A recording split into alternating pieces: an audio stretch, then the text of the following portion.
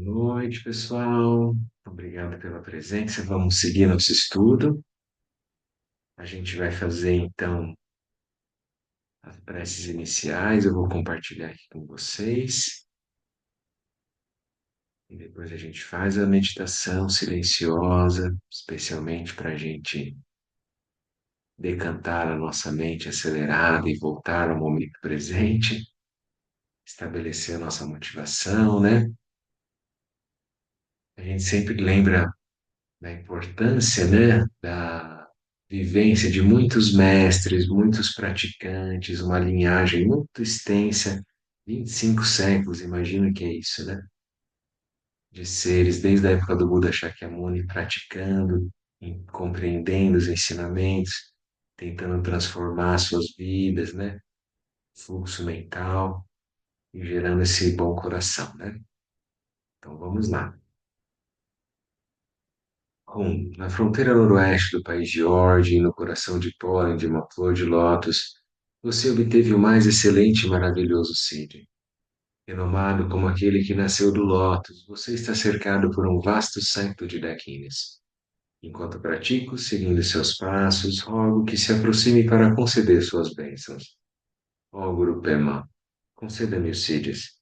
Oryen Yegi Nagyam San Bemai Sardal Pula Yanseng Chigi Nodrimni Bemai Jane Jitsundra Kordu Kandro Mampe Kor Chichi Jesu Dadru Ki Jinji Lochir Jesu Sam Guru Bema Siddhi Ho Orye Yugi Nugyan Sam Pemai Gesar Dumpula Ayan Seng Chogi Nodrune Pemai Jene Jitsum Dran Kurdu Kandro Mampe Kur Chichi Jesu Dadru Ki Jinji Lochu Jesu Song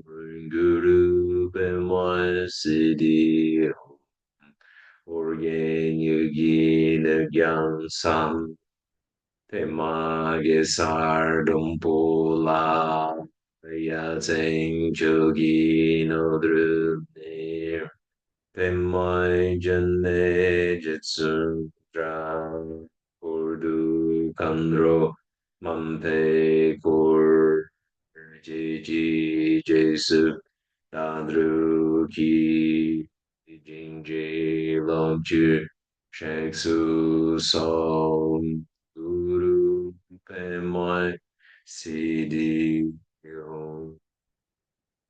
Refúgio Bodhicitta, no Buda, no Dharma e na excelente Assembleia da Sangha, até que eu alcance a iluminação, neles eu tomo refúgio. Através da minha prática das seis perfeições, possam todos os seres sencientes alcançar o estado búdico.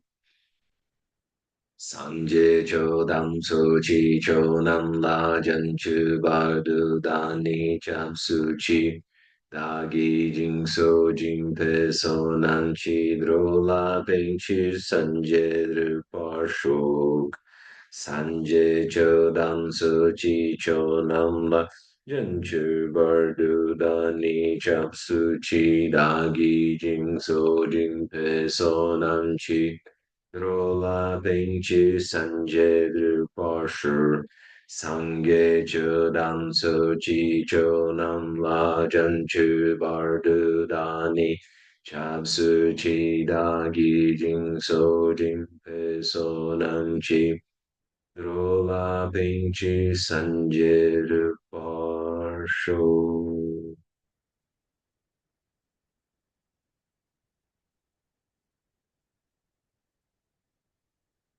Muito bem. Então a gente vai fazer um pouco de silêncio e meditação guiada.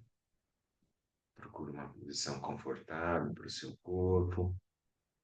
Pode ser sentado na cadeira, pode ser sentado no chão, numa almofada. Lembre de manter a coluna ereta e os ombros relaxados.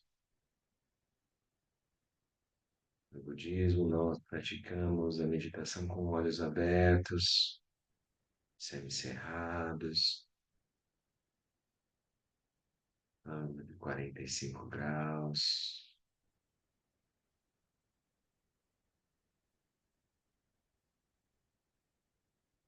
Tem nada a focar à frente. O mais importante é reconhecer essa qualidade de relaxamento que já está disponível para nós.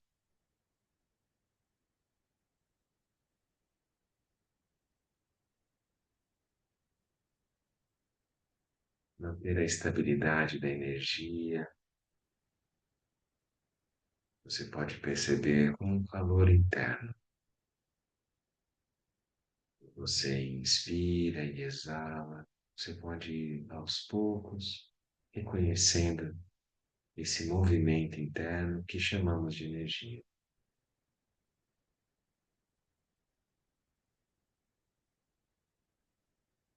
Temos então as qualidades de relaxamento, de estabilidade e de vivacidade da mente. A mente clara, vívida, desperta.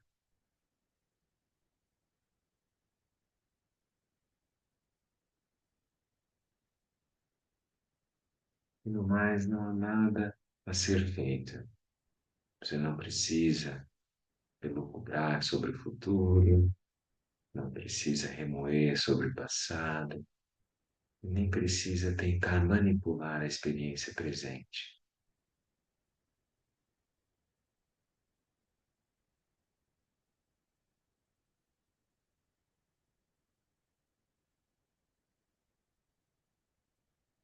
Deixe que sua mente repouse em seu estado natural.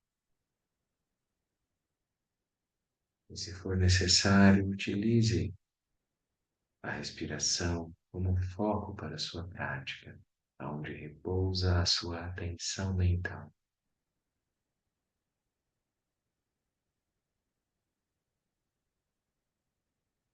Consciência lúcida e imóvel,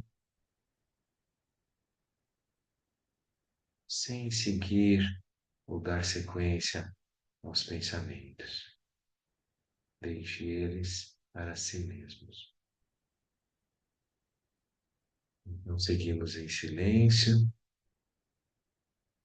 prática do calmo, repousar.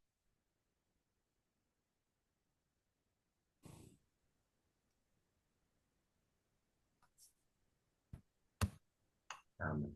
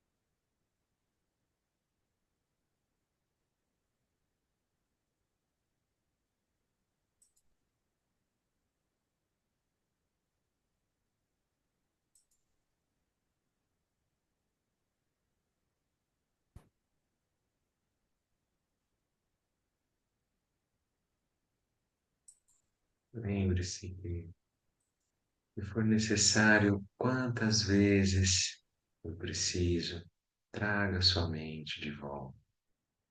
Essa é a nossa prática, sendo gentis, compassivos conosco mesmos. Você não precisa julgar, criticar, analisar o que quer que seja. Apenas repouse, solte, mantenha-se presente, relaxado e com a mente clara, vívida.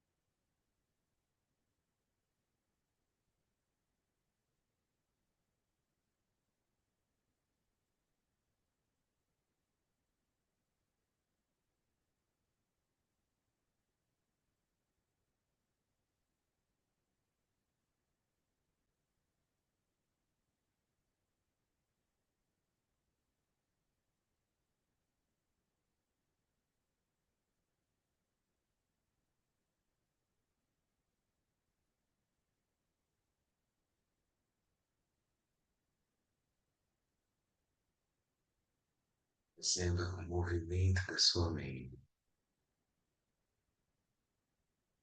de forma automática, vai sendo levada a muitas ondas de pensamentos. Quando você perceber isso, apenas retorne. Nenhum lugar a chegar, nada a ser encontrado. Mantenha-se presente, lúcido e relaxado.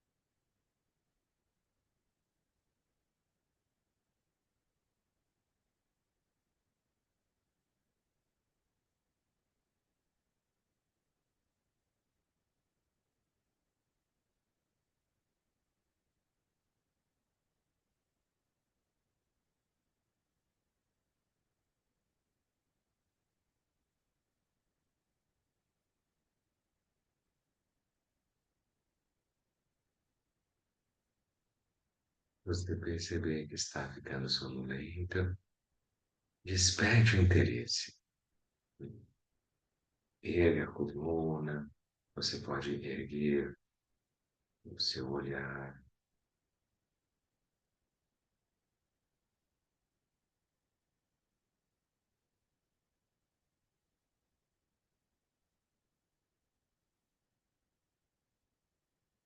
Esse é o mundo, a energia do elemento éter, o brilho do olhar.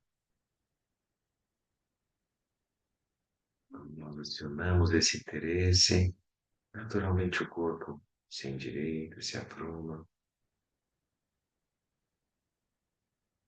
Nós percebemos a respiração se expandir, o elemento ar,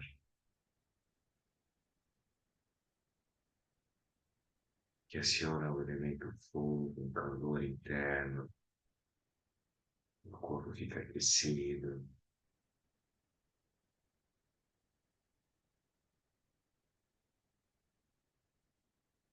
o elemento fogo aciona o elemento água, trazendo a qualidade de relaxamento, fluidez.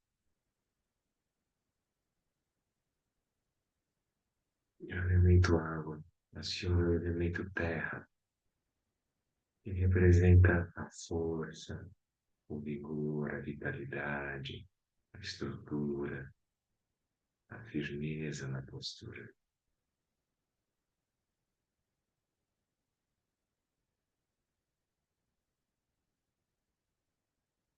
A observação sutil dos elementos também é uma prática, é um foco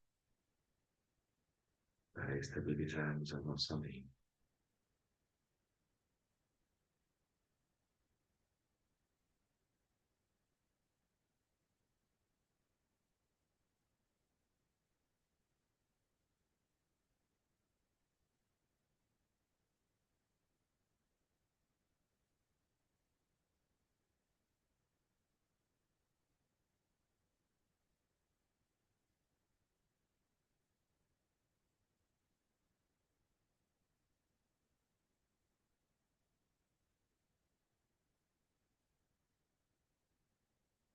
Você não qualquer tipo de instrução, apenas relaxe.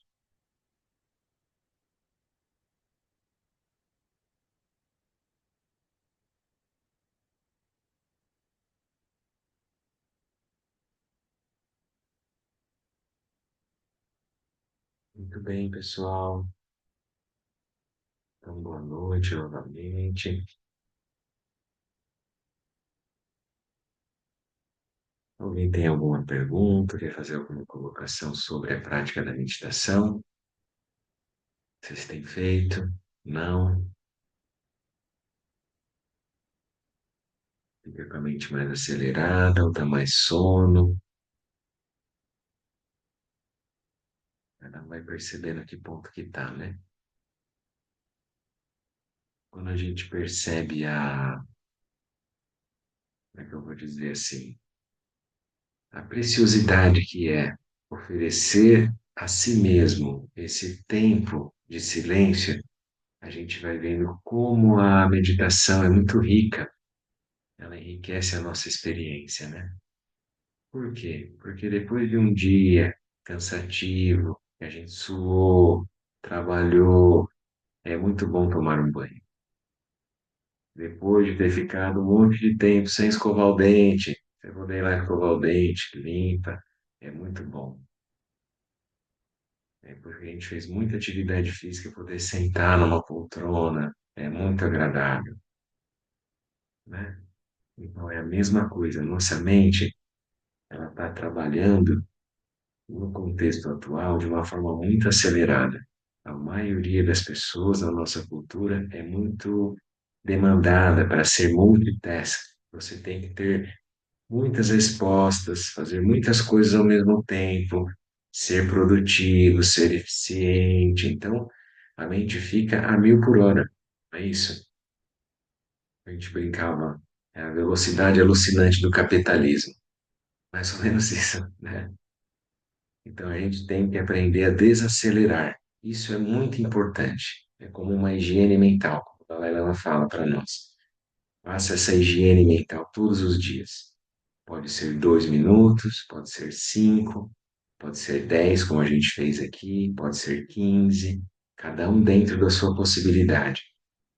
Sempre se lembra, quando for fazer meditação, faz um instante mínimo assim, de motivação. Você se lembra que quando você se senta inseparável dos seres. Nós somos seres de relação, estamos todos interligados. Então, a sua mãe, seu pai, avô, avó, se já morreu ou se está vivo, né? Cachorro, gato, periquito, papagaio, todo mundo senta junto, porque nós não somos seres separados, isolados, uma ilha. Não é assim? Se o pai de uma criança está mais calmo, não é mais fácil da criança também se acalmar? Então, aquilo que a gente produz de vibração em nós vai reverberar nos outros, porque nós somos interligados como uma teia, a teia da vida, né? Tá fazendo sentido isso que nós estamos falando, pessoal? Tá bom? Então, quando puder fazer uma meditação, é bom, ajuda, sente o resultado em você,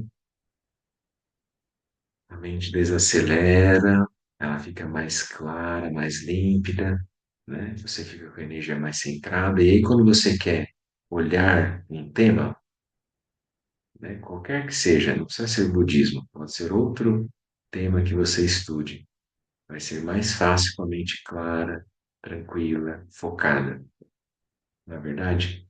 Então a gente não vai ficar se dispersando, correndo atrás de outros conteúdos que a mente vai produzindo, tá bom? Então nós vamos continuar nosso estudo. A gente foi até o capítulo 3, terminamos na semana passada. A gente olhou então na roda da vida, né? Como o Lama está colocando no livro, a gente já cumpriu o trecho da primeira nova verdade, dukkha, a insatisfatoriedade ou sofrimento. Depois da segunda nova verdade, que são as causas do sofrimento.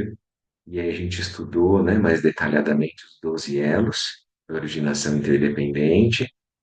E é alguma coisa muito sutil e ao mesmo tempo é muito palpável, porque a gente vai vendo exemplos na nossa vida. Tem que lembrar bastante de avidya, né? A não visão, a cegueira, quando a gente sente-se dual com as coisas e parece que vem das coisas a experiência. É como a gente falar, o mundo é assim, né? Ao invés de eu dizer, é a minha experiência de mundo. Quando você fala minha experiência de mundo, você introduz o papel do observador, ou seja, os referenciais que você está adotando são importantes e eles vão determinar a construção da realidade. A realidade não está posta, fixa. Isso é a vacuidade dos fenômenos. Os fenômenos são vazios, porque eles não existem em si e por si. Eles existem na dependência. Então a gente vai ver a coemergência. E é justamente o tema que nós vamos falar agora, que é o capítulo 4, na página 101, é a perfeição da sabedoria. Está lá o Prajnaparamita. Essa daqui é a deidade, né, que os tibetanos fazem. É uma foto também do templo lá de Viamão, do Caminho do Meio. Segue, né? Que a Tiffany Gyatso fez. Prajnaparamita. A perfeição da sabedoria. Prajna é sabedoria. Paramita é a perfeição. Paramita é o barco, né, que nos leva da margem do sofrimento, da confusão, para a margem da liberação. Então vamos lá, na nossa leitura. Página 102.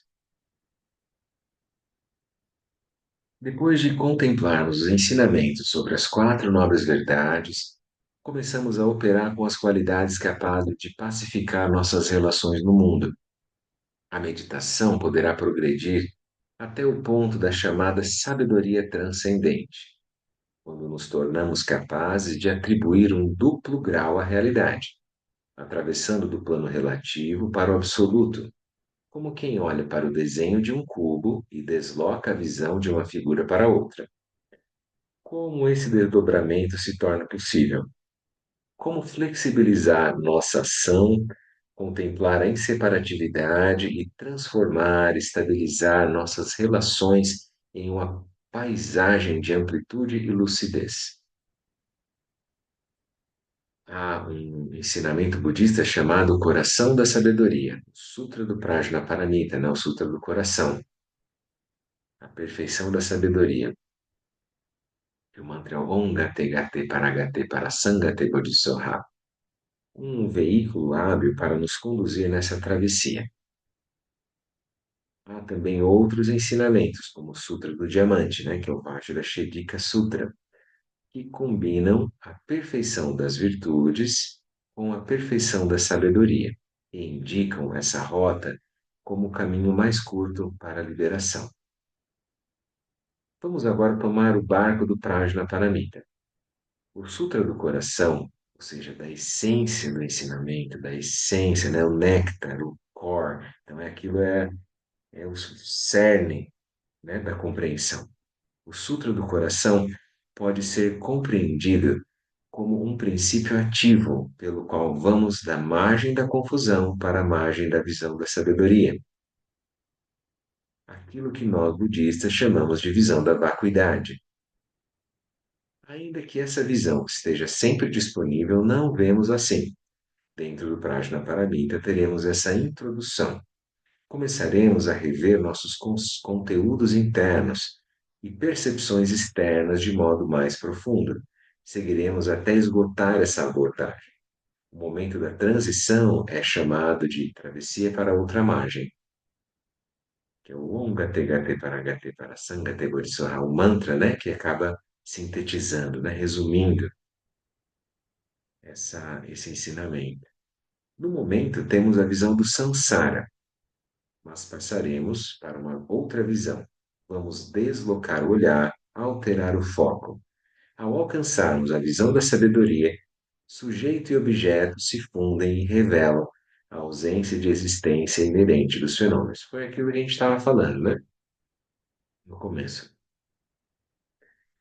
Então, a essência do ensinamento do Buda é justamente esse ponto, nos trazer a compreensão da natureza primordial, a natureza búdica, aquilo que nós somos verdadeiramente. Qual é a questão maior, o problema?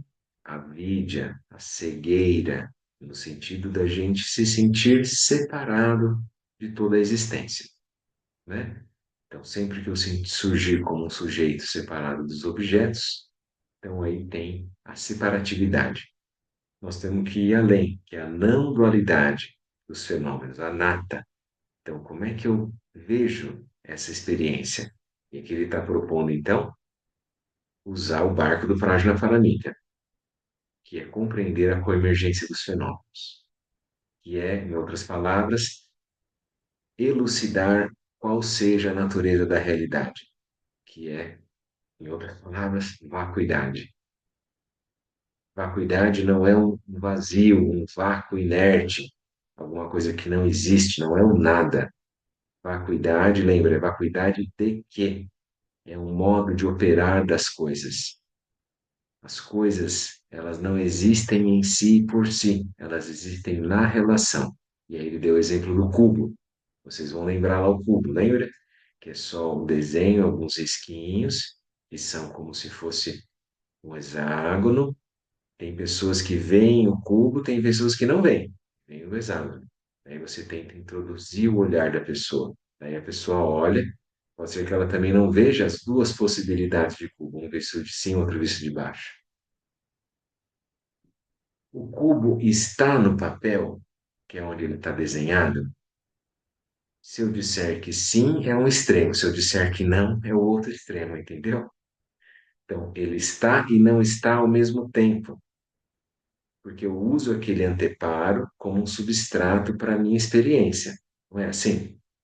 Eu olho aquele desenho e eu consigo construir um cubo, mas um cubo é 3D, ele tem três dimensões, ele tem que ter uma profundidade, senão não é um cubo. Tá dando para entender isso, gente? Então, nesse ponto é o exemplo para a gente ver a vacuidade do fenômeno, que eu estou construindo a experiência. Não está no papel, ou seja, não está no mundo, porém eu uso aquilo como uma forma de substrato, ou seja, eu vou construir a minha realidade, a minha experiência a partir daquilo, mas vai depender do observador. Por isso que objeto e observador estão inseparáveis na experiência, são coemergentes, emergem, né, no mesmo fenômeno. Então, isso vai ser o Sutra do Coração, o coração da sabedoria. Então, tem muitas maneiras da gente chegar nessa compreensão. A base que a gente olhou até agora foi ver as quatro nove verdades. Olhar também no final, a gente olhou a terceira nova verdade, que é a cessação do sofrimento, e a quarta nova verdade, que é o caminho que leva a essa cessação. Então, o caminho, ele dá uma base para eu poder chegar numa coisa tão sutil. Lembra que eram 8 passos? O primeiro passo era a motivação. O segundo passo, né? O segundo, terceiro e quarto, evitar ações negativas, né? De corpo, fala e mente. Depois, o quinto passo, ações positivas, as quatro qualidades incomensuráveis e as seis perfeições: compaixão, amor, alegria e equanimidade, generosidade, moralidade, paz, energia constante, concentração, sabedoria, né? Sabedoria é essa que nós estamos olhando aqui. Então, as cinco primeiros paramitas, as perfeições de generosidade, moralidade, paz, energia constante, concentração, são cinco rios que vão se juntar e desembocar no mar da sabedoria, que é o Prajna Paramita. É isso que nós vamos olhar agora. E daí, no sexto passo, é dhyana, que é a meditação que a gente faz aqui no começo, de pacificação, de tranquilização, a mente se tornando dócil, se tornando domada. É domar, domesticar, domar a nossa mente. A mente é selvagem, lembra? É um cavalo selvagem, eu preciso segurar ela, trazê-la de volta. Daí eu vou fazer isso, eu vou procurar trazer a mente de volta. Eu vou ganhar a minha mente como algo favorável. É o sexto passo do nobre caminho de 8 passos. O que nós vamos ler hoje é o sétimo passo, e é a sabedoria de Prajna, ou Cherab, né, em tibetano. Ela vai ajudar a gente a chegar no oitavo passo, que é a sabedoria primordial, que eu posso falar Yesh, no sânscrito, ou Rigpa, em tibetano. Tá bom? Vamos seguindo então. Quem tiver alguma pergunta, colocação, falem. Kuntuzampa ou Samantabhadra, agora estamos na página 103. Silêncio e lucidez. Kuntuzampa ou Samantabhadra é o Buda primordial, representando a lucidez, a sabedoria incessantemente disponível e presente. Pelo estudo dos 12 elos da originação interdependente, vemos que a liberdade natural da mente é capaz de produzir a experiência de divisão da mente em objeto a ser contemplado e observador que contempla. Aqui está tudo bem, né? Até esse ponto vocês se lembram quando a gente brincou uma vez, né? Surgindo uma imagem na nossa mente de uma esfera dourada, lembra? A esfera dourada é um objeto, parece que a gente enxerga aquilo ali. E aí parece que o observador está para cá e a esfera está para lá. É isso que ele está dizendo ali. A gente é capaz, por liberdade, de dividir a experiência. Parece que eu vejo um objeto separado do observador. Faz sentido isso, gente? Então é assim que a gente vai seguindo, né? Estou tentando trazer exemplos para a gente se lembrar. Desse modo, desce uma cortina de ilusão. Ou seja, né, lembra quando ele falou lá? Pelo estudo dos 12 elos da originação interdependente, vemos que a liberdade natural da mente é capaz de produzir a experiência de divisão da mente em objeto a ser contemplado, a esfera lá que eu citei, e o observador que contempla, aquele que está olhando, o sujeito. Desse modo, nasce uma cortina de ilusão. Surge a mente dual, que passa a operar presa aos objetos surgidos com ela. O movimento da mente, estimulado pelos objetos, produz a experiência de sonho, vivo na roda da vida. A lucidez é ocultada pela ignorância, ou avidya, o primeiro dos 12 elos. Aqui é como se fosse na hora que a gente entrou na bolha de realidade. A gente entrou no filme, por exemplo. Estou assistindo um filme, eu super identifiquei com o personagem, eu entrei naquela história. Né? Ou pode ser como um sonho mesmo, né? Sonho à noite. Uma identidade que eu construo e eu entro naquilo. Ponto Zampo é anterior, ou seja, o Buda primordial, nossa natureza livre, né? Ponto Zampo é anterior a qualquer conteúdo de mundo ou de ignorância. Precedendo todas as formas, apenas serve como uma base incessante ou uma fonte inesgotável de todas as aparências. É como se fosse o mar, e todas as aparências, as ondas. O solo onde tudo pode ser plantado, ou o elemento básico sutil, aberto, não flutuante, não obstruído e luminoso, do qual a realidade que percebemos brota incessantemente. Então, é a base, vamos dizer assim, de todas as experiências.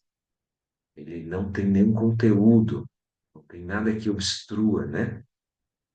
Ao mesmo tempo, ele não é inerte, ele é luminoso, ele é cognoscente, ele pode construir a experiência. No início do Sutra do Prajnaparamita, o Buda medita em silêncio, e essa é a sua forma de ação naquele momento. Então, do espaço que tudo permeia, que é o Zantal, né, que o Lama fala quando ele cita em tibetano, essa abertura que é totalmente pervasiva, então, do espaço que tudo permeia, anterior a qualquer linguagem, surge a lucidez, ou Rigpa, que se manifesta no interior do silêncio da meditação do Buda. Então, lá no Pico dos Abutres, em Rajgir, né, no nordeste da Índia, estava lá Siddhartha Gautama, o Buda desperto, sentado em meditação. Ele está nessa base, nesse espaço que tudo permeia, anterior a qualquer linguagem, que surge a lucidez e se manifesta no interior do silêncio da meditação do Buda. Quando iniciamos o caminho da meditação através da prática de shamatha, que é o que a gente fez hoje no começo, meditação silenciosa, permanência serena, calmo, repousar, estamos nos engajando no processo de retirar de forma gradativa o que é artificial em nossa experiência da mente. Então, estamos nos engajando, o que é shamatha, né? O Lama está trazendo aqui um conceito. Nos engajando no processo de retirar de forma gradativa o que é artificial em nossa experiência de mente. Ao final desse caminho, que pode ser longo, não mais existem observador e objeto, mas há uma natureza viva e pulsante. Não encontramos um ser ou uma identidade, mas uma lucidez, uma presença luminosa e livre. Quando tiramos o que não é natural, as artificialidades, as construções, ficamos com a experiência da base não construída. Essa experiência é simbolizada por contusão. Contusão no tibetano Samantabhadra, né? No sânscrito, isso quer dizer o Buda primordial, natureza livre. Você vai soltando tudo que é fabricado, tudo é construído, que é artificial, vai sobrar essa experiência da base não construída. Essa base, ela não oscila, ela é totalmente aberta, ela não tem obstruções, ela não tem preconceitos, ela não tem nada ali dentro, nem um traço de condicionamento. É a base, tá na página 104, incessante, não construída, livre e luminosa. O princípio ativo onde toda a experiência de mundo convencional é produzida. Lembra como a gente falou, né? Muitas vezes a gente se identifica com o personagem e não se lembra que a gente é o ator que construiu o personagem. A gente se fixa nas construções, né? E a gente tem que lembrar que nós somos aquele que constrói. Aquele que constrói é essa natureza livre, luminosa que o Lama está trazendo para nós. O princípio ativo, onde toda a experiência do mundo convencional, das bolhas, mundo convencional, artificial, construído, é produzida. Começando com o primeiro elo da originação interdependente, vidya, a separatividade entre objeto e observador. Podemos perder consciência da presença dessa base, mas não perdemos a própria base. A gente pode não ver, mas a base está sempre disponível, está sempre ali. É o que nós somos, não tem como fugir, não tem para onde ir, não tem como se perder a própria base, né? A gente se esquece, mas a gente é sempre a mesma base, né? Ela se manifesta tanto como lucidez, como a lucidez da cognição dos Budas, quanto como a ludicidade que manifesta o mundo através da dualidade e resulta na roda da vida. Olha como o Lama está interpretando o samsara, né? A experiência cíclica, como algo lúdico. É como se fosse uma brincadeira, alguma coisa que está construindo. Por liberdade, pode se separar. É incessantemente presente, além dos próprios conceitos de tempo e espaço, vida e morte. Então, sempre que a gente for lembrar da natureza búdica, ela está sempre além das construções, além do tempo, além do espaço. Quando eu falo em termos de tempo, é algo que eu construo. Quando eu falo em termos de espaço, também é uma construção. Só que se eu não olhar isso, vai parecer que aquilo já está posto, é a priori aquilo, sabe? Já está ali. Como assim não existe tempo? Como assim não existe espaço? Não é que não existe de forma, vamos dizer assim, absoluta. Ele não existe de forma relativa, né? Então, não existe de forma absoluta. O tempo é uma construção nossa. É a mesma coisa a questão do espaço. Por exemplo, se eu falar assim, ó, o que que é o espaço para você? Você pode olhar no espaço. Você pode dizer a sua casa é um espaço, ou a sua cidade é um espaço. A cidade, por exemplo, Curitiba é uma construção, não é isso? Não é uma artificialidade? Ou existe em si por ser de uma forma absoluta? Não. Aquilo é uma convenção, não é verdade? As pessoas sentaram em roda e começaram a chamar. Primeiro era Coeretuba, terra de Pinhais, depois virou Curitiba. Não é assim? Então eu vou construindo aquela experiência. Só que de tanto que eu falo, de tanto que isso foi sendo reificado na mente coletiva, aquilo parece que é real, aquilo parece que é existente, é sólido, é verdadeiro, final. Daí eu falo que então o espaço é real. Está dando para se perceber a vacuidade do fenômeno da cidade de Curitiba, por exemplo? Ô, Gabriel, você Pode deu um exemplo. falar, é, Eu fiz essa pergunta para Dani. Agora há pouco a gente estava discutindo aqui rapidinho. Um exemplo diferente do cubo, né? Porque para, né? Porque assim, o Cubo é um excelente exemplo para a gente evoluir no exemplo, eu digo, né? Eu fiz a pergunta para Dani, o que que seria um outro exemplo além do Cubo? Você falou esse de Curitiba e foi muito bom, porque é exatamente isso, né?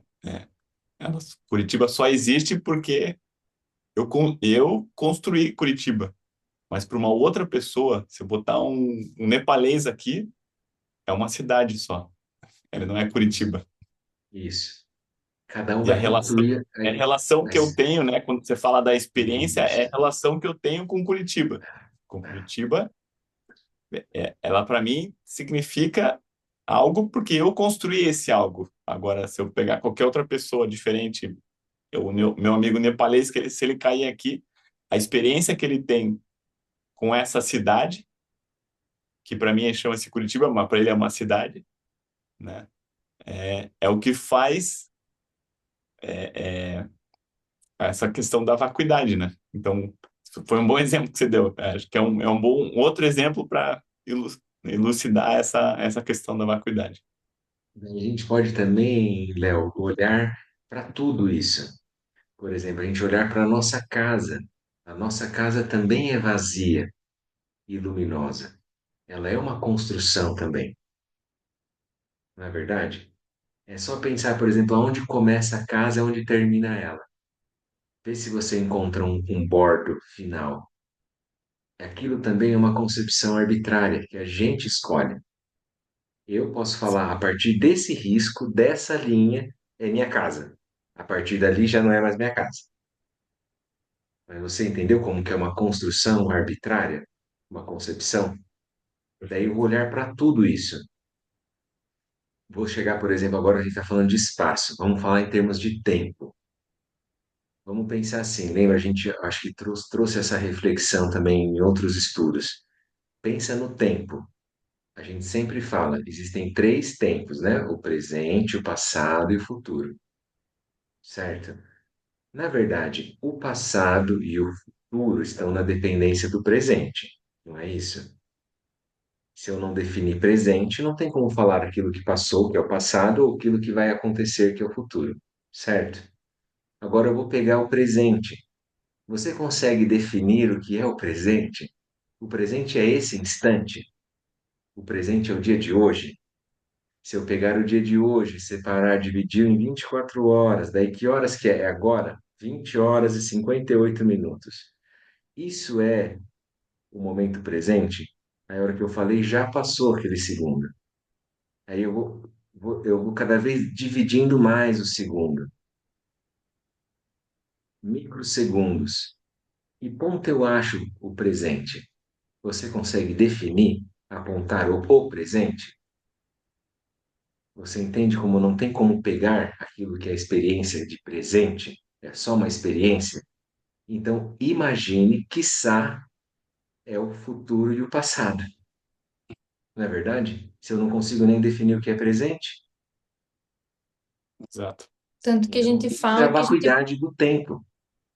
Mas por o isso que tempo fala, opera em termos convencionais, em termos relativos. Então a gente senta lá, manda mensagem ao pessoal, às 20 horas a gente vai começar nosso estudo. Ele opera, ele tem uma funcionalidade. Dá para entender isso? Isso é uma causalidade. No mundo convencional, causal, ele funciona. Mas se eu disser para você e fixar, falar, ele é absolutamente dessa forma, isso é o tempo, aí eu tô em avidia, eu tô, vamos dizer assim, na cegueira, não estou percebendo a vacuidade do fenômeno tempo. Pode falar, Dani. nesse sentido que a gente fala que a gente pode mudar o passado, né? Isso. Porque o passado é uma experiência, o passado não é uma realidade final, pronta, absoluta. Então a gente ressignifica o passado. Eu lembro do Lama também trazendo, lembra? Às vezes a gente imagina um futuro que se torna um passado sem nunca ter sido um presente. Não é assim? Então a gente tem isso. Então, para ver como tudo é muito sutil, que na verdade nós estamos andando, construindo mundos sutis mentais. Não são mundos reais, concretos, finais, acabados, aquela coisa mecanicista, sabe? Cartesiana, isso não é assim, né? A gente tende a pensar no mundo em termos de espaço e tempo como alguma coisa muito real, muito sólida, sabe? E aqui a gente está vendo a vacuidade desse fenômeno que é espaço e tempo.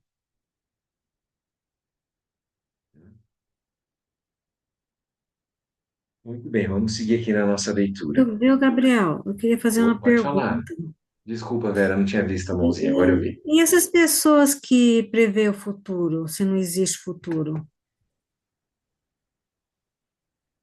É incrível, Vera, existe. Eu sei que existem pessoas que são clarividentes, isso não tem a menor dúvida, né? Você pode conversar com Não precisa pessoas que ser têm muito, mesmo não lampejo. precisa nem ser clarividente, às vezes a gente sente algo que vai acontecer, não sente? E isso daí pode acontecer mesmo.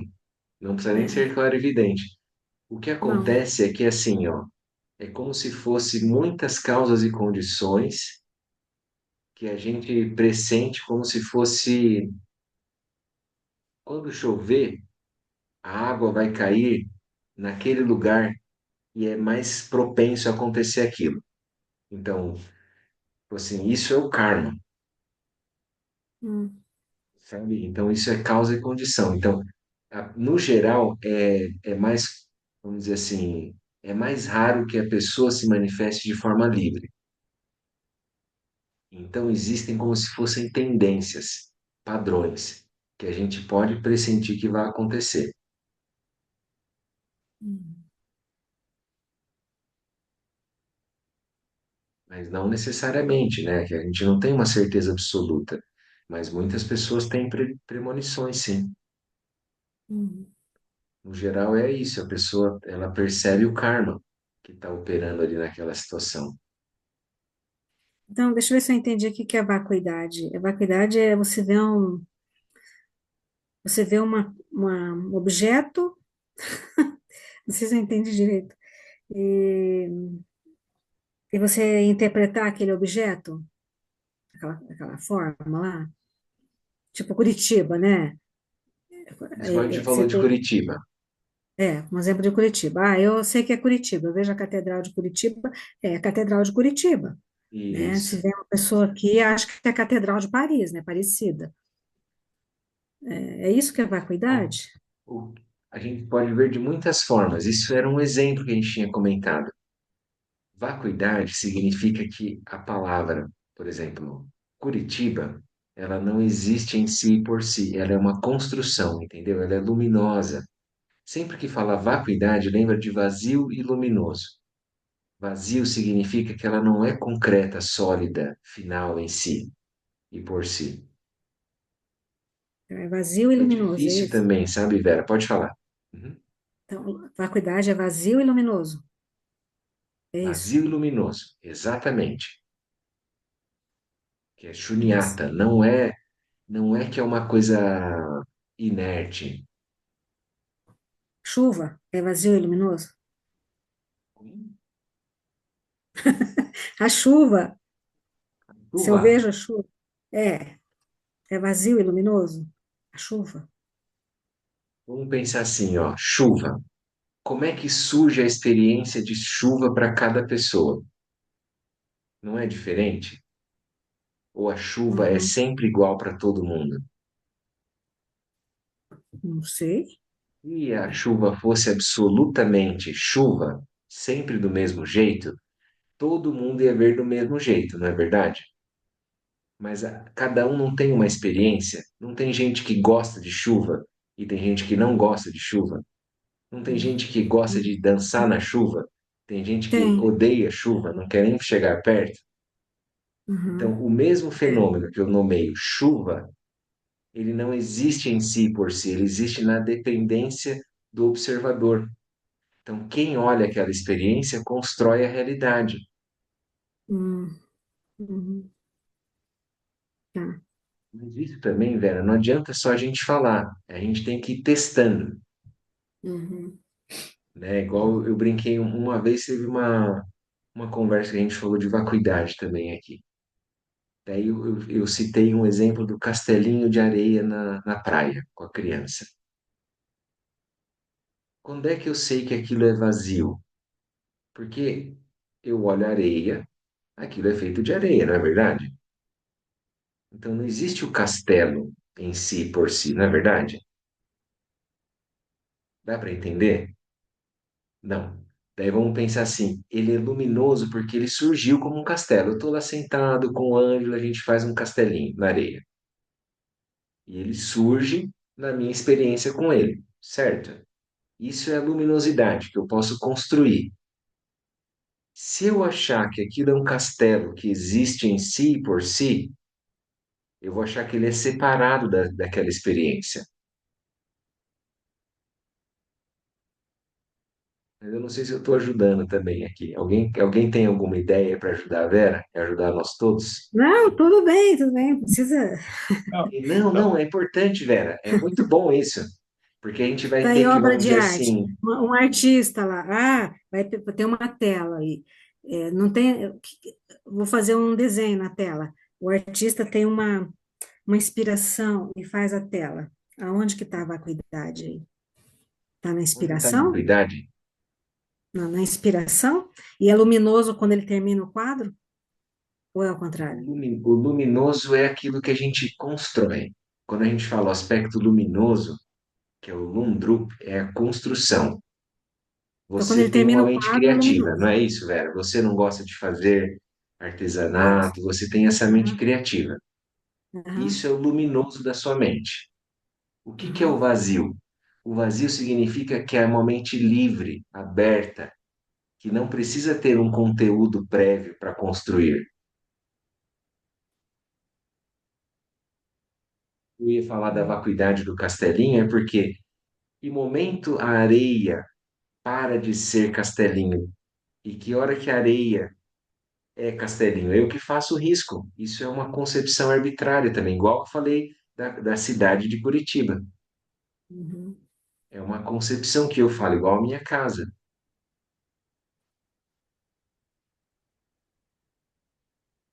Teve um outro exemplo para mim também que surgiu assim, né? Quando eu estava olhando esse tema, então isso vai surgindo para nós, exemplos, né? Vamos ver se ajuda também. Todo mundo assistiu Procurando Nemo? Se alguém assistiu Procurando Nemo, vocês lembram daquelas tartaruguinhas simpáticas e elas pensavam lá, meio paz e amor, assim, né? Dentro de uma corrente marítima? Vocês lembram disso? Todo mundo deve já ter estudado e já ouviu falar de corrente marítima, certo? A corrente marítima é algo que opera nos mares, não é verdade? Ela altera o clima, altera a temperatura do mar, altera aquela, a biosfera, aquele ecossistema que está ali vai mudar por causa da corrente marítima, certo ou não? Então, nesse sentido, ela existe, certo? Agora, vocês lembram da imagem? Como é que era? A corrente marítima, você conseguia, era como se fosse uma água, um verdadeiro rio que estava singrando por dentro do oceano, não é assim? O oceano, um grande espaço e um rio correndo ali dentro, certo ou não? Eu consigo achar a vacuidade da corrente marítima quando eu falo gota de água, que eu falo que é oceano, e que gota de água que eu falo que é corrente marítima. Eu não encontro o bordo. Vocês estão entendendo? Eu não encontro o lugar. Eu posso virar de uma maneira arbitrária e dizer, é aqui, e isso daqui é corrente marítima. Mas eu estou dizendo, então, que ela não existe em si por si. Ela é uma construção, mas ela opera, ela funciona. Ficou um pouquinho mais claro? Daí a gente tem que olhar para tudo agora, para cada experiência que a gente vai tendo. Gabriel, acho que um bom exemplo é o do sino e do sino do budismo, né, tibetano, que pode ser a tigela do alimento para um animal. Se colocar água, vira um. Mas eu tenho aqui um exemplo que é essa Isso aqui é uma xícara de tomar café que a mãe do Léo deu pra gente. E a gente colocou areia e transformou num porta-incenso. Uhum. Então, ele é vazio e luminoso, né? Ele, esse objeto. Então, ele, na nossa criatividade, da luminosidade da nossa mente, a gente transformou esse objeto num porta-incenso. Então, ele não tá nele ser uma xícara de tomar café, né? Ele vai dentro da minha perspectiva, da minha visão, junto com esse objeto. Então, nessa coemergência da minha visão luminosa, com ele, ele surge como uma outra coisa. Então, ele é vazio, ele não necessariamente é uma xícara, ele pode ser um porta-incenso, ele pode ser várias coisas, né? Virar um vasinho. E é a mesma coisa lá que a gente tinha falado, né? O sino tibetano, que é aquele ovaladinho, né? Ele é um sino de modo convencional, mas ele não é um sino de modo absoluto. Isso é a vacuidade do sino. Convencionalmente, quando eu toco, isso é um sino. Mas de forma absoluta não é, porque eu posso falar, construir de uma outra forma, lembra? Eu posso pôr água para dar para os cachorros do Sucavati, eu posso pôr uma planta e aquilo se tornar um vaso, né? Eu posso fazer muitas coisas com aquele mesmo objeto. Então, o sino não existe em si e por si, na verdade. O sino existe na relação de quem está construindo aquela experiência. Então, eu tenho que ter na minha mente a experiência de sino tibetano, porque senão pode ser que eu ache que é uma outra coisa, entende? Eu não tenho aquele registro, né? E aí eu vou construir aquilo de uma outra forma. Como foi, por exemplo, lá em Viamão, no SEB, há, sei lá, 15, 20 anos atrás, umas freiras foram visitar o templo. E quando elas chegaram lá, elas se sentaram nos banquinhos que a gente colocava as sadanas. Tem aquela mesinha, a mesinha se tornou banquinho para elas. Elas nunca tinham visto mesinha de pessoa sentada no chão, como é no Tibete, como é no Nepal, né, como é na Índia, onde tem os tibetanos lá. Então elas foram direto, normal, isso era o natural. Então elas construíram a experiência de uma outra forma, dentro do referencial delas. Isso é a vacuidade daquilo. Então a mesinha não existe em si por si. A mesinha existe na experiência nossa de praticante que senta no chão, põe a almofada e aí na frente vai estar a sadhana de prática, né? É bom Então, ir a dando vacuidade está muitos em e tudo muitos quanto é exemplos. lugar? Oi, pode falar, Vera. A vacuidade está em tudo, então? Tudo é vacuidade. Isso é a concepção, a compreensão do Buda. Tudo é vazio e luminoso. Não tem nada que não seja vazio e luminoso. Aí você vai ter que olhar para tudo. Isso é a experiência do praticante. A gente vai começar a treinar isso. Eu vou olhar para os objetos, eu vou olhar para o meu corpo, eu vou olhar para os meus pensamentos, para aquilo que eu chamo de mente, eu vou olhar para as pessoas com quem eu convivo. Quando a pessoa consegue furar todas as experiências, aí ela tem o lampejo da realização do Buda. O Pode falar, Gabriel, Diego. eu tô rindo aqui porque eu lembrei de uma notícia que eu li esses dias, e aí eu lembrei que eu acho que é o exemplo máximo, assim, do que é a vacuidade. É que tem um artista italiano que produziu uma escultura invisível, e daí ele só tinha marcação no chão, assim, e que tava lá. E o pior não foi ele ter feito, o pior foi que alguém comprou aquela. Isso daí é tipo a roupa do rei, né, cara? Que só os É, inteligentes veem a roupa do rei. É. daí, então você veja, fazia sentido pro artista, porque na verdade a obra de arte estava na cabeça dele, né? Ela não existia ali E fisicamente. pode ser que a pessoa que viu aquilo também na mente dele, né? A gente não sabe E, também como é que construiu a experiência, né? exatamente. É, é, é isso aí. Gabriel. Oi, Kátia. Então, eu lembrei de uma assim, experiência de vacuidade que foi dada num retiro, assim, que eu acho que talvez ajude a Vera a clarear ali. Assim, por exemplo, tem um imóvel para ser alugado, não tem nada dentro, só as paredes, portas. Aí uma pessoa quer construir um escritório. Aí ele vai, ele olha, nossa, essa sala aqui, vou colocar mesa assim, tal, ele vê o escritório ali dentro, como que ele vai organizar. Aí vai outra pessoa olhar, ela quer fazer uma escola. Não, aqui eu vou fazer um banheiro, não, mas esse banheiro eu vou mudar de lugar, aqui vai ser a sala, aqui vai ser cozinha. E cada um que for com um objetivo, com uma mente para fazer alguma coisa, vai ver completamente diferente aquele espaço. Então, o mesmo espaço, ele em coemergência com a mente da pessoa que está vendo, ele vai assumir uma forma diferente, né? Perfeito, é isso mesmo, Kátia. Tem um espaço aberto, que aí o referencial ajuda a construir aquela experiência, é isso mesmo.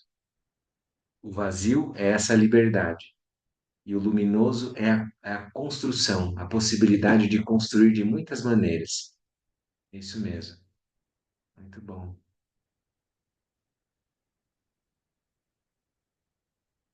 Muito bem.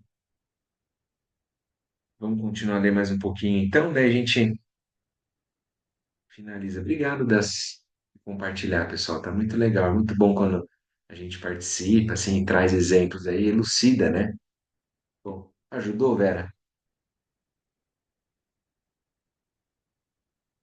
Que bom. Muito bem. Então, ali a gente estava lendo na página 104. Há um princípio, é no segundo parágrafo, né? O primeiro estava lá em cima, é o primeiro que aparece aqui nessa página. Há um princípio ativo no interior do silêncio. Lumdrup, né? Essa coisa viva, cognoscente que constrói isso, a gente chama de luminosidade. Há um princípio ativo no interior do silêncio. Nessa classe de ensinamentos, tal princípio pode ser chamado de luz infinita, ou a clara luz, né? Uma luz indissociável da vacuidade. Lembra? Vazio e luminoso, né? São inseparáveis. Podemos olhar a vacuidade como se fosse um buraco, um nada, como os nihilistas fazem. Mas não fazemos isso. No Prajnaparamita, a vacuidade é apresentada inseparável da luz infinita, dessa luminosidade, da clara luz, que atribui significado a tudo, dá origem a todas as formas. Lembra, então, eu tenho a liberdade, eu chego naquela casa, naquele espaço, posso construir como escritório, posso construir como escola, posso construir como residência e assim vai. Portanto, aí daí ele vai falar, forma é vazio e vazio é forma, diz o Sutra. Portanto, a vacuidade é uma abertura onde a luminosidade se manifesta incessantemente ativa.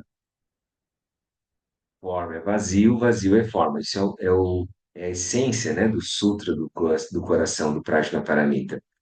Então, não é separado. Forma não é separada do vazio e o vazio não é separado da forma. Ou seja, a vacuidade é um modo de ser da forma. E eu não vou ver o vazio separado da forma. Não é que eu vou ter que olhar todos os fenômenos, furar eles e chegar num espaço depois que ali, lá no fundo, é vazio. Isso é a busca do nihilista, que não tem nada. Não é isso. Na mesma experiência do fenômeno, aquilo eu vejo que é vazio. Portanto, a vacuidade é uma abertura onde a luminosidade se manifesta incessantemente ativa. Isso a gente também pode ver como se fosse o céu. O céu é o espaço, né? A vacuidade, o vazio, muitas vezes os mestres apontam como se fosse o céu límpido, sem nuvens. E a luminosidade é quando a gente, por exemplo, tem nuvens, a gente constrói. Quando a gente, ó, outro exemplo de vacuidade é quando a gente olha as nuvens e começa a ver objetos, não é verdade? Ah, olha lá, é um cavalo, olha lá, é um balão, olha lá, daí você começa a brincar com as crianças, ou você mesmo começa a olhar e ver formas. Ou seja, na verdade, aquilo era um espaço de possibilidades, de liberdade. que eu fui construir a partir do referencial que eu tinha dentro. Então, às vezes a pessoa vê aquilo que eu estou falando, às vezes a pessoa não vê, ela vê uma outra coisa. Não é verdade? Quando a gente está olhando as nuvens, por exemplo, né? Portanto, vacuidade é uma abertura onde a luminosidade se manifesta incessantemente ativa. Essa percepção nos leva a descobrir que não existe nenhuma prisão nos significados e formas produzidos pela luminosidade primordial. Somos essencialmente livres. Isso é a grande constatação do Buda, né? A experiência de liberdade e lucidez frente ao que é construído é possível. Então é isso que o caminho vai nos levar, a gente recobrar essa liberdade sempre disponível. Se eu criar uma série de números, como, olha outro exemplo do Lama, Lama, né, físico, né, então usava a matemática como exemplo também. 3, 6, 9, 12, 15, 18. Quais seriam os números seguintes? Temos a tendência a pensar em um fator comum, que nesse caso, no caso, seria o número 3 e perpetuar a série com os números 21, 24, 27, etc. Mais difícil é entender que o fator comum não representa uma lei. A liberdade existe. Posso colocar qualquer número. Cada número, em verdade, é uma expressão de liberdade e se explica por si mesmo. Temos a liberdade de seguir a série e a previsibilidade, mas temos a liberdade de colocar qualquer número, ou mesmo de não colocar mais números. De modo geral, nos apegamos à previsibilidade, criamos uma justificativa. Nós somos assim, essa é a nossa identidade. Nos valemos da disciplina para defender essa continuidade. Agora, lá na página 105. Se perdemos essa identidade, nos sentimos sem referenciais, soltos. A pessoa sente que está num limbo. Quem sou eu? Né? Onde que eu estou? Para onde que eu vou? Aquela coisa assim. Existe a crise existencial. A liberdade em meio às formas é difícil de ver, difícil de viver.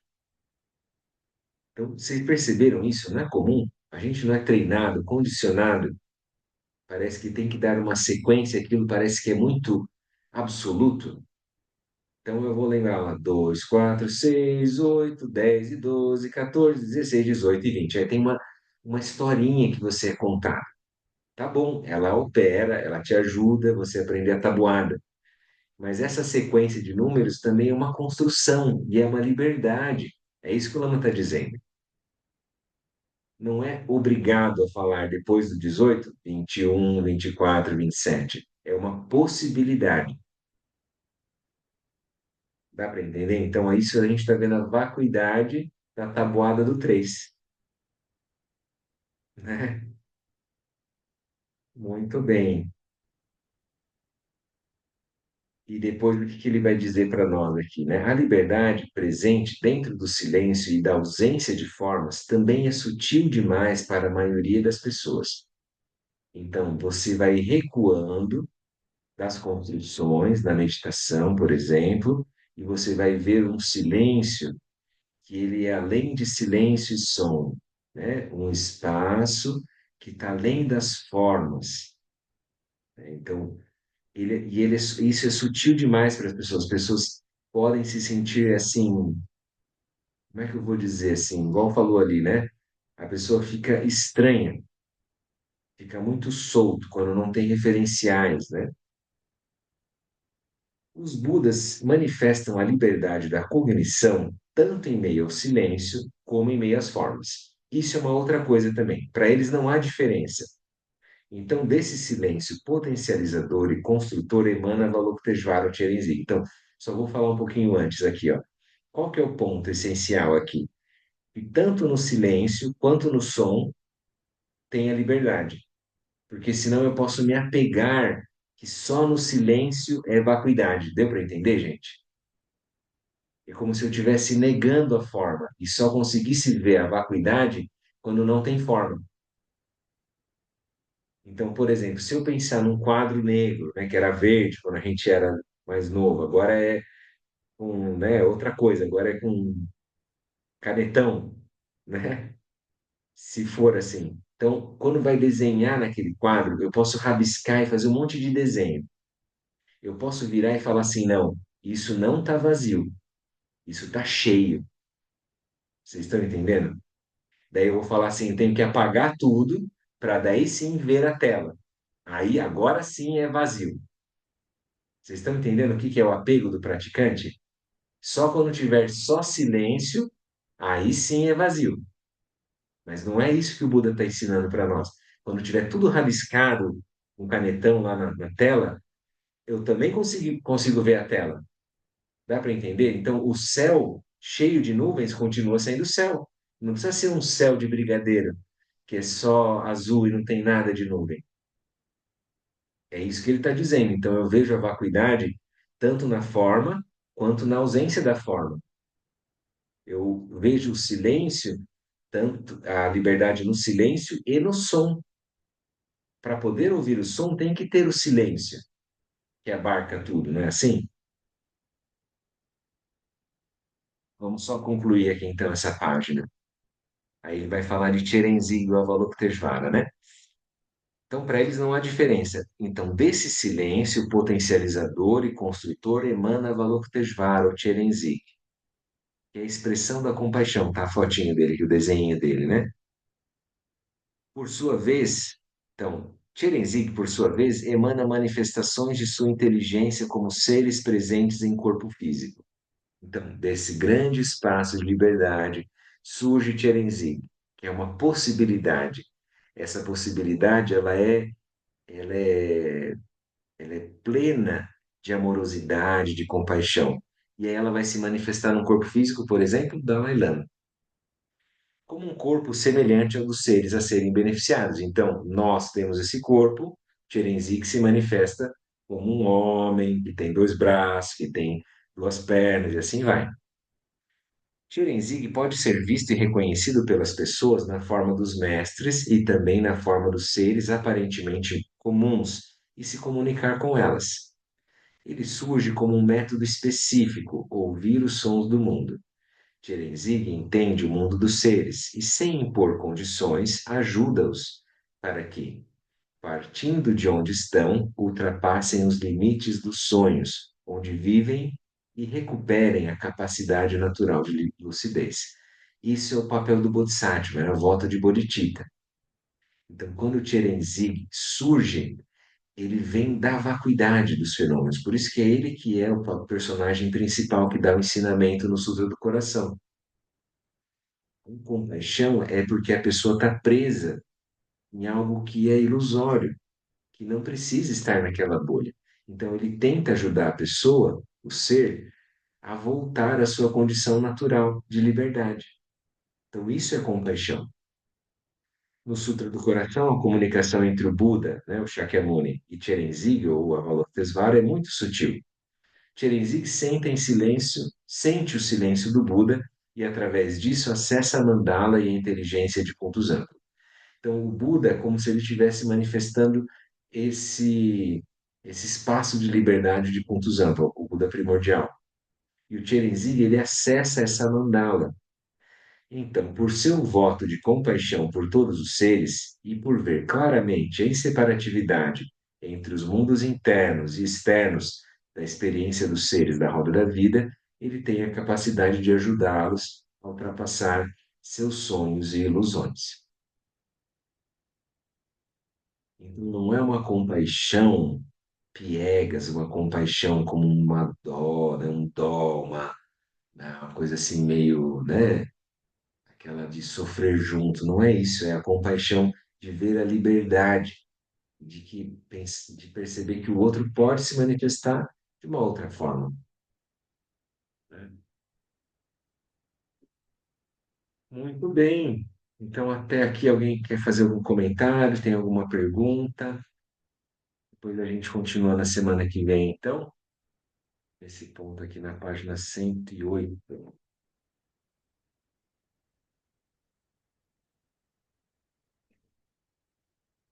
Foi muito bom, hoje eu gostei, fiquei bem feliz. A gente viu vários exemplos e no final o Lama ainda mostrou para nós que da vacuidade surge a compaixão. A vacuidade não é eticamente neutra.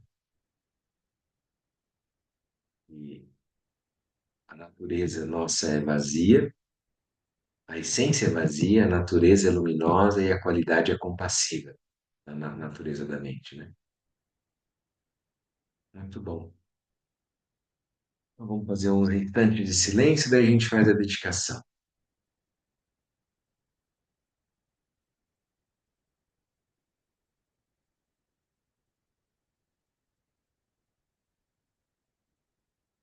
Mais uma vez, encontre um calmo repousar.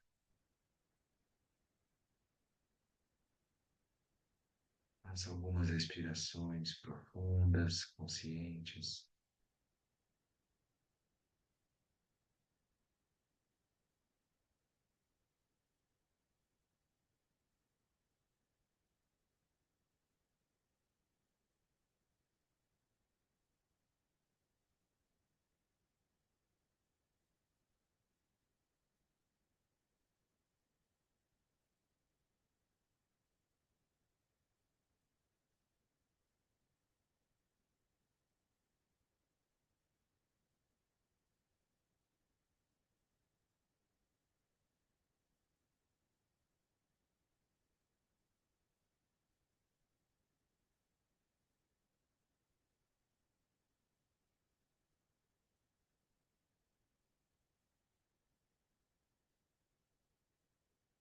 Percebendo essa espacialidade interna,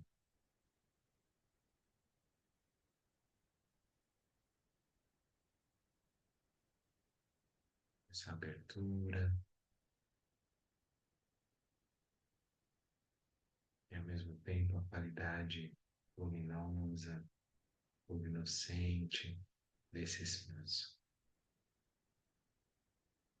Vou aproveitar esse silêncio, toda a paz, tranquilidade e compreensão que tenha surgido no nosso encontro e vamos dedicar para benefício dos seres.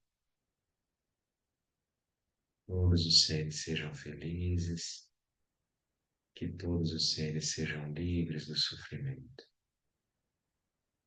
Todos os seres encontrem as causas verdadeiras da felicidade, superem as causas verdadeiras do sofrimento.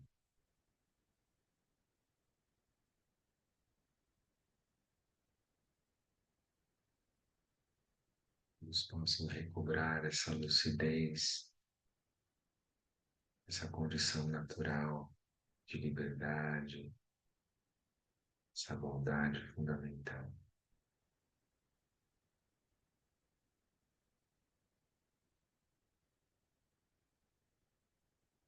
Partilhar aqui com vocês, então, as preces finais da sadhana.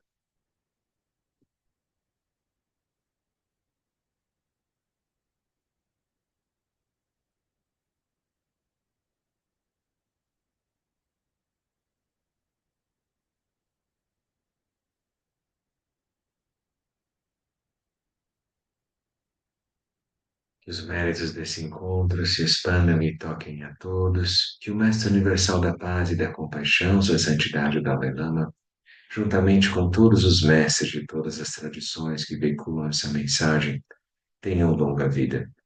Que todos estejam a salvo de gerar pensamentos negativos, obstáculo mais destrutivo. Que estes pensamentos nunca surjam em nossa mente. Que todos os seres também sejam livres de pensamentos negativos. Ao longo de minhas muitas vidas e até este momento, todas as virtudes que eu tenho alcançado, inclusive os méritos gerados por esta prática, e todas as que vier a conseguir, ofereço para o bem-estar dos seres sencientes. Possa uma doença, guerra, fome e sofrimento diminuir para todos os seres, enquanto sua sabedoria e compaixão aumentam nesta e em vidas futuras. Possam claramente perceber todas as experiências como sendo tão insubstanciais quanto o tecido do sonho durante a noite imediatamente despertar, para perceber a manifestação de sabedoria pura no surgir de cada fenômeno. Possam rapidamente alcançar a iluminação para trabalhar sem cessar pela liberação de todos os seres. Budas e Bodhisattvas em conjunto, seja qual for sua motivação, sua ação benéfica e preces auspiciosas, seja qual for sua onisciência, realizações e poderes benévolos, seja qual for a sua imensa sabedoria, eu que igualmente venho para beneficiar os seres, rogo para que possa alcançar as mesmas qualidades.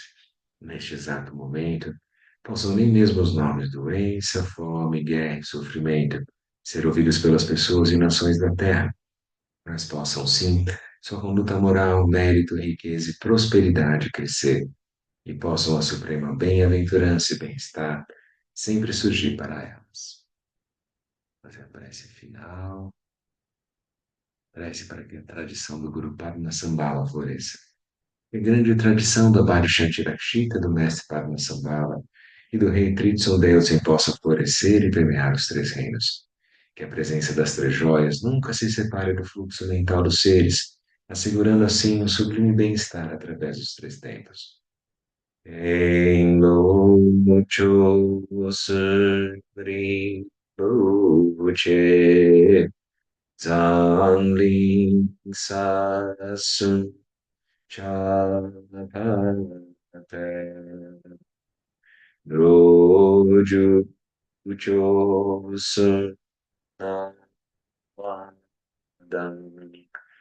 midra dusun yele show.